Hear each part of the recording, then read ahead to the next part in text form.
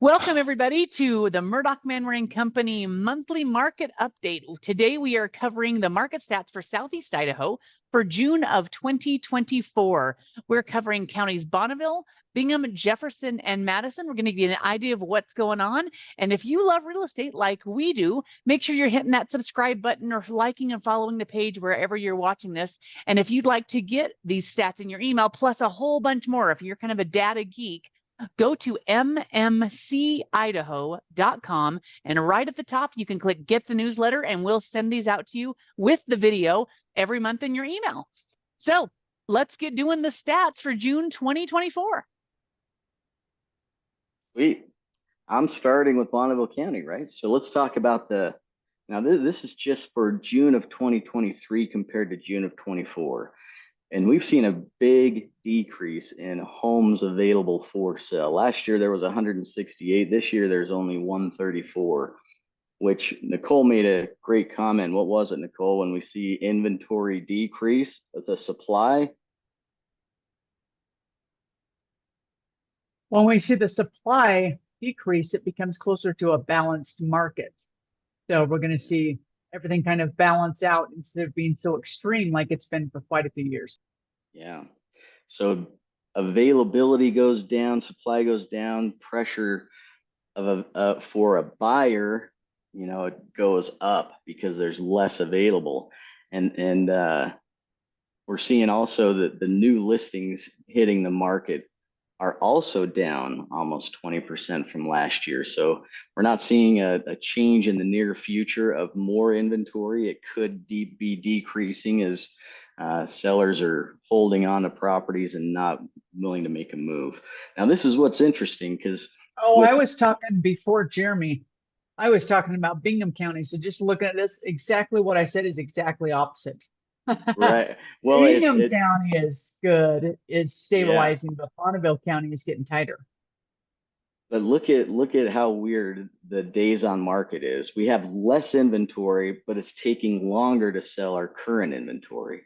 And so it's a unique thing. And if we only looked at 1 month at a time, that could be an interesting pattern into the future. But we'll keep an eye on that because the longer it takes something to sell, it's typically they have more competition and there's more inventory. But we're seeing a decrease, yet days on the market increase. And so it's an interesting thing.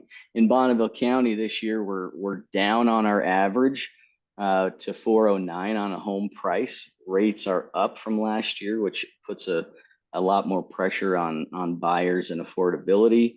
And the absorption rate or available homes compared to how long it would take to sell everything on the market today at 2.8 months. And that balanced market that we're looking for is somewhere between 4 and 6, depending on who you talk to. So if we said 6, we're halfway there. We've been at as low as 10 days in the last few years. And so we are seeing a little more balance there, which still leaning on the seller side. I think this really, Jeremy, as we look at this as an indication, I think with this year, everyone kept saying, I'm going to wait till rates soften. Even us in our stats, we're saying at the beginning of the year, about summertime, we're going to see some rate softening. We haven't seen that. And so I think that is holding people back from putting their houses on the market. They're giving up their 3% interest rates to what we've got. I just see we're not seeing an influx of those houses coming in, but people are still buying. But we are down on total closed sales. Right. Here's the breakdown per price range in Bonville County. We have our current market that we're talking about, but then also the last 6 months. So kind of a year to date as well. It puts an average sold price under 500,000 is 336. Over 500 is 598. Now that is interesting because the number of transactions, our current pendings right now are 118 under $500,000. And over $500,000, there are only 48. And so we've got quite a bit of inventory over 500,000 in our market that's sitting for a while. If you look at anything over 900,000, there's enough for 35 months of inventory. Jeremy, that's a good column to glance at. If people are like, what's going on in the market? Glance down that absorption rate column. Yeah, because per price range, it's quite a bit different, right? The higher we get, the more inventory, the longer they're staying on the market. And then you get down into the anywhere from 250 to 500, pretty limited inventory. Days on the market are pretty short. And we're seeing those things move pretty quick. So Bingham County, that's you, Chad, right? That is me. That is me. Yeah. So as we are looking at Bingham County, we had a slow month in June for Bingham County. If you look at June of 2023, there are 37 homes that sold in the county. We're talking Blackfoot, we're talking Firth, we're talking Shelley, we're talking Pingree, Snake River area. In that area, there were 37 last year. This year, only 23. So that was down 37.8%. There is good news though, and that is that the new listings doubled in June from June. And so again, 1 month doesn't mean much, but if you have multiple months in a row, like if we had that low of home sales and new listings were also down, it might be like, wow, things might be looking a little different, but they could make up for that because new listings are almost double. They're up 90% from 31 to 59 month over month. Going back up here to home prices are pretty flat. So last year they're about 377 on the sold prices, and this year in June they're 375. So Bingham County is kind of the lowest priced county in our Southeast Idaho area. If you're looking for affordability, move to Blackfoot, move to Firth. Shelley's a little higher, but I mean, that's where it's really affordable right now.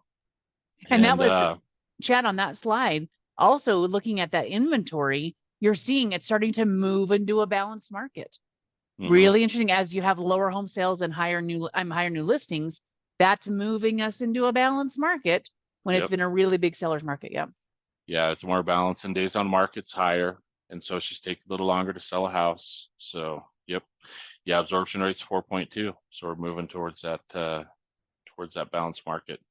As far as going into the deep data here, we'll just go kind of high overview, but we've got a lot of numbers here. I think for me, the biggest thing is that there's 31 pendings under 500,000. There's 8 over 500,000. And in the last 6 months, 132 closings in the last 6 months under 500,000 and only 31 over 500,000. Over $1 million is kind of a non-existent market right now in Bingham County as far as closings go. But 80% of all the homes that are closing are under $500,000. And, it's interesting to see the absorption rate between 3 to 5. That is moving towards a buyer's market.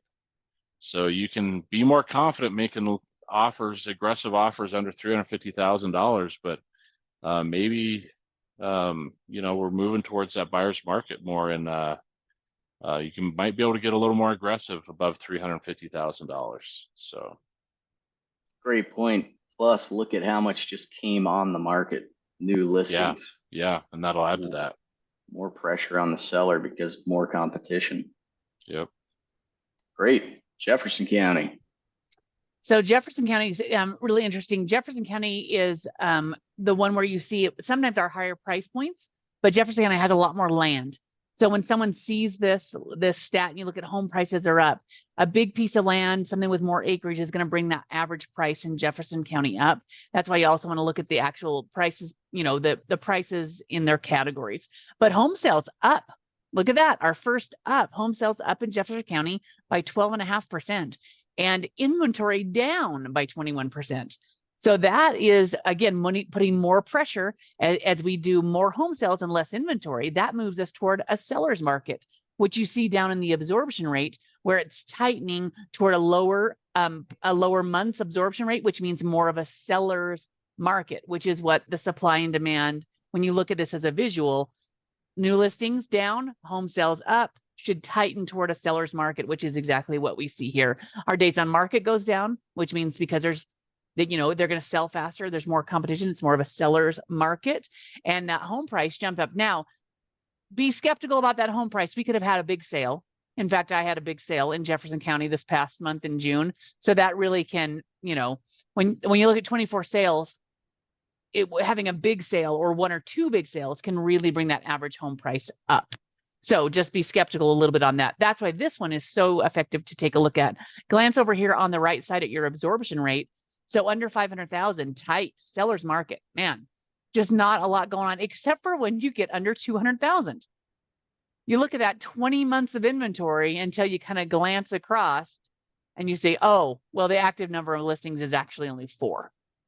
So that would make sense. If there's one closing and there's 4 listings, that would bring that absorption rate, that absorption rate up. So you can see why that is. But days on market, I thought on this is really interesting when you get into that 500 and above, because if, when you look at those prices, you're looking at those average days on market at 130, 85, 60 days. And there's, if you look at 500,000 to $1 million, that's actually 4 months of inventory. That's moving toward a balanced market, but it's really that 500 to 600 that's bringing that down, and then that 600 to 700,000, but then it jumps to 7.5 months. So this is really important to look line by line at where you're at, to take a look at the active number, the number of active listings versus the number of closed sales. So if those numbers are very small, any little change can really affect your percentages a lot. But that 450 to 500,000, look, 11 active listings, 22 closings in the last 6 months.